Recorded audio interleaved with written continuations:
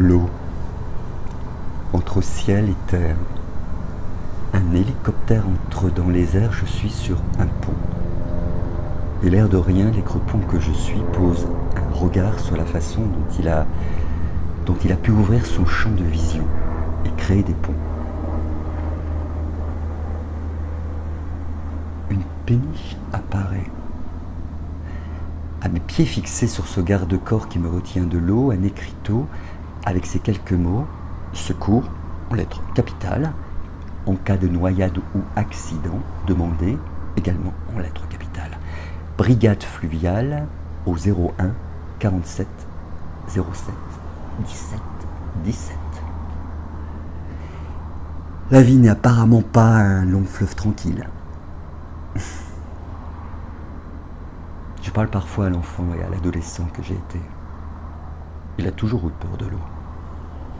Là où je suis né, puis là où mes parents habitaient, passaient pourtant des péniches toute l'année.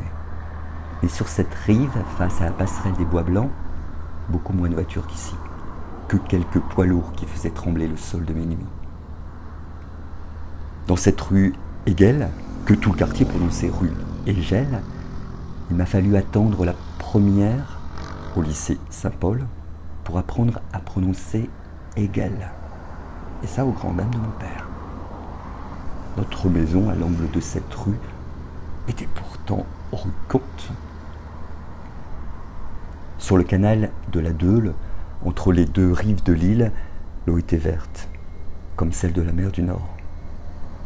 Il m'a fallu des années pour savoir que l'eau pouvait être transparence en Corse. Il m'a fallu des années pour savoir nager. Seul mon frère Benoît avait pris des leçons de natation à la piscine Max Dormois. Avec ce grand noir, c'est vrai, un maître nageur qui m'a impressionné pendant des années. Oui, j'ai longtemps nagé en eau trouble et failli me noyer entre terre et peu de père, entre mon désir et celui des autres, entre le mien et celui de ma mère. J'ai longtemps été celui que l'on voulait. J'ai même failli me noyer dans le désir des autres. Il m'a fallu des années pour apprendre à me mettre au monde. À dire vrai, c'est l'écriture et le théâtre qui m'ont appris à nager, à respirer, à coordonner mes actions avec mes aspirations, à mettre la tête sous l'eau, à ouvrir les bras et à déployer mon corps. Et maintenant, même plus peur. C'est donc à moi d'apprendre aux autres à nager, à ceux qui n'ont pas de bouée, à ceux qui sont timides et peureux, à ceux qui ne croient pas en eux, à ceux qui n'aiment pas leur corps, à ceux qui ne comptent pas, à ceux au fond, bien au fond marin d'une classe, d'une prison ou d'un hôpital.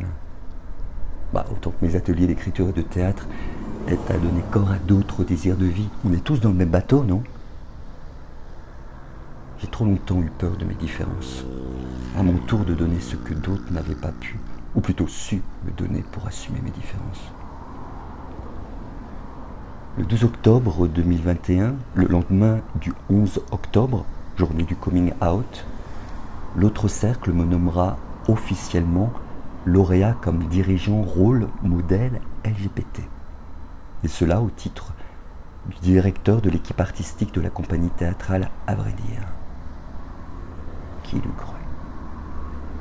À la barre de cette péniche, le capitaine que je suis donne depuis maintenant 23 ans une direction non seulement artistique mais aussi éthique pour que tous les membres de son équipage, une fois au sol, aident chacun à trouver sa propre Amérique.